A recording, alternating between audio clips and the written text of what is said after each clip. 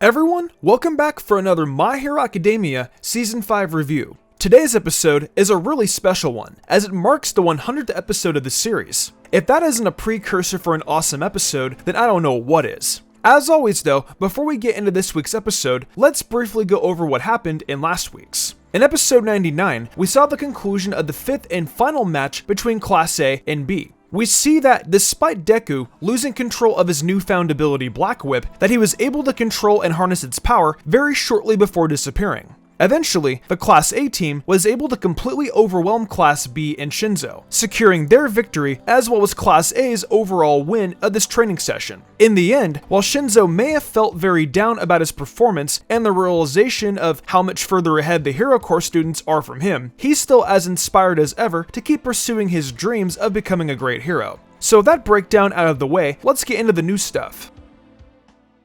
So we immediately come back to Deku, giving praise to Shinzo for his battling capabilities, such as using the binding cloth pretty effectively and his quick thinking in the attempt to make the battle go more in his favor. Deku even goes as far as to say all of this puts him on par with the Hero Corps students, and this makes him eager to improve. Even Eraser seems to agree with those sentiments. And honestly, yeah, Shinzo, for being a kid who's gotten just a bit of one-on-one training, did fantastic against students that have gotten that kind of training every day for months on end. Then came the moment we've all been waiting for. While not 100% confirmed, Vlad King feels that in all likelihood, Shinzo will be entering the Hero Course in his second year at UA. While being in Class A or Class B is still yet to be decided, just getting to be there at all must be such great validation for Shinzo, finally getting his shot at becoming the hero he's always wanted to be.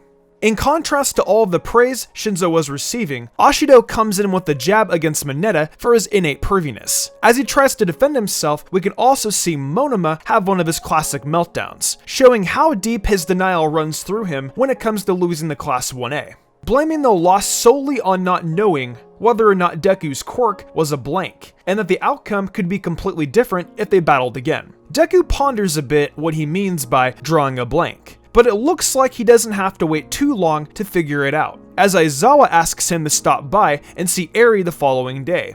Our TV screens have fully been blessed this week now, as our next scene is of ERI writing thank you letters to both Deku and Mirio. In our next scene, we have Bakugo throwing explosions at Deku left and right in an attempt to draw a Black Whip, although the point was to make sure that it just doesn't explode out of Deku at random again. But hey, that's Bakugo for you. Unnecessarily aggressive and never listening to others. In their usual meeting room, Bakugo now joins Deku and All Might, as it only makes sense to clue him in on things concerning One For All. He bluntly asks All Might if he knew about the stored up quirks within One For All, but it seems the only other thing he knew regarding the quirk is that his master's predecessor was a young man with black hair, knowing nothing about the bald guy that wielded both One For All and Black Whip. Bakugo, in another act of being blunt, wonders if all this multiple quirk business has to do with All For One, considering he also has multiple quirks and was responsible for One For All's creation. At the very least, Bakugo wasn't alone in that thought, as All Might just really didn't want to say it out loud. Which I kind of get where they're coming from, but at the same time, I don't. Yes, All For One triggered the creation of One For All by giving his brother the stockpiling quirk, but ultimately speaking, I would say the passing of other quirks is tied directly to his brother's original quirk, which was described as a quirk that allows him to pass on quirks. Of course, it was deemed useless because people aren't naturally going to have multiple quirk factors, but it would be that core that does the job, right? Or maybe it is the stockpiling that's making the other quirks a part of One For All. Maybe it's both. I don't know.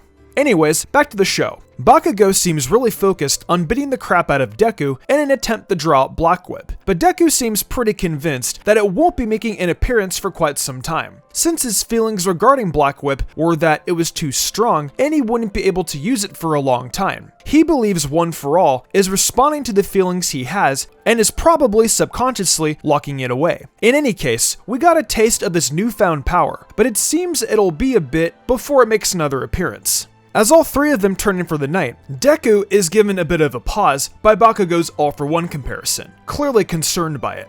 As he returns to the dorms, Deku is greeted by Ida and the presence of the Class B students, who have all come down to talk about the training they went through that day. That's good fun and all, but the best part of this was Mineta getting tortured by Clockwork Orange style. Pretty brutal, but hey, who cares? It's Mineta. Deku is then approached by Todoroki, who is shocked to find out that Deku also had 2 quirks. Deku comes up quickly with the excuse that it's merely derived from his base power and that it's just 1 quirk. Fortunately for Deku, he buys that, thus preserving his secret for the time being. As they trade their admiration back and forth, Todoroki acknowledges that he needs to improve his fire, and we get to see that he's actually taken initiative when it comes to talking to Endeavor in order to learn about his flash fire fist technique. Moving on, we see the Hero Course teachers and Principal Nezu all gathered up to review Shinzo's performance, getting full confirmation that the transfer will indeed be happening in the next school year. As they all exit, Aizawa and Present Mike have a bit of a chat while walking together. Mike feels that both Eraser and Shinzo are similar, and wonders if he feels the same way he does. He then asks if it is instead about Shirakumo. We haven't heard this name yet, but it does seem to irk Aizawa a little bit, so we'll just have to wait and see what that's all about.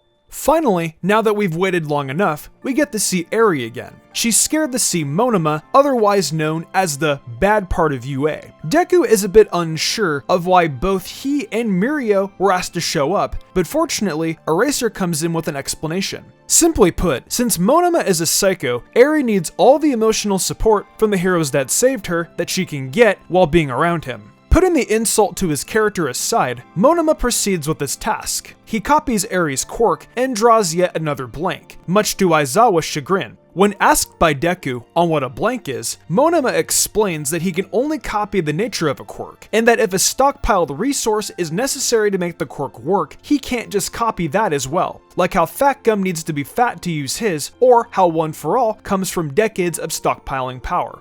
Which was definitely fortunate for Monoma, as it would have been a bit troublesome for him to not have any of his appendages. But getting back to why Eraser wanted Monoma to copy Eri's quirk, had it worked out how he wanted to, he was hoping Monoma would have been able to teach Eri how to use her quirk so she no longer had to worry about it exploding out of nowhere. Eri apologizes as she feels she's causing trouble for everyone with her quirk again, which just breaks my heart. However, Deku comes in with those heroic words of how her power saved him, and that once she knows how to use it, that it will be a wonderful quirk. Thinking back on Bakugo's words, Deku is no longer troubled by being compared to All for One, as he knows that One for All is his ally. As some time passes, it is now December, and everyone is excited by the snow with the exception of Froppy. But it's not just any old day in December, it's the final day of Todoroki and Bakugo's licensing test, which will grant them their licenses if they pass. As they all talk about what they want to do for the two if they pass, we get a glimpse at the TV which shows off a company called Detnarat and their expansion into the hero support business. In the following scene, we get a big wallet and purse snatching heist riding on a massive wave of water. With no heroes around, our newly licensed Todoroki and Bakugo jump into action. All Might is a bit concerned for them, especially since they've only had their provisional licenses for 30 minutes. However, Bakugo has such a cool retort for that. How long do they need to wait before they can be heroes? Todoroki tries to put everything to end as quickly as possible with his ice. However, the leader of this group is able to break free and tries to make a break for it using his quirk, which allows him to manipulate carbonation. Most of them are wiped out in an instant thanks to Bakugo's impressive speed in combat. As Bakugo closes in, the guys pull out a last-ditch effort in the support gauntlets he's wearing that shoot out very powerful streams of his carbonated liquid, although it's a bit too powerful and he loses control. As the streams tear through buildings, a bystander gets a little too close to the action as she records the spectacle. A light post gets cut and is about to fall on her. Despite being quirkless, All Might jumps to protect the woman, but fortunately for the both of them, Bakugo is quick and knocks the falling light off its trajectory. Meanwhile, Todoroki realizes that the situation has become a bit too dangerous and decides to get a bit more rough in order to prevent any more destruction, using a move called Flash Freeze Heatwave, which is the same technique that caused the giant explosion during the sports festival. With the villains out of commission, All Might comes to check on the two new heroes along with a local hero called Slide and Go. This guy just looks stupid, so thankfully we don't have to see much more of him. All Might praises the two for their work, and they all head back to UA. In a nice post-credits scene, we see the celebration Class A planned for the two, complete with confetti and a big-ass cake. Everything was great until Deku gave Bakugo a compliment, instantly souring his mood. And with that, the episode ends. You know, while it wasn't the craziest episode in the world, it was a very nice one that I would say lived up to the expectations of a 100th episode. A new student being added to the hero course, some ERI screen time, and two of Class 1A's best hero hopefuls finally getting their provisional licenses and getting to immediately use them. It's almost everything you could hope for. But what did you all think of this week's episode? Definitely let me know in the comment section below, as well as giving me a big old like. I'm a Sage, and I'll catch you all next time with some more awesome anime content.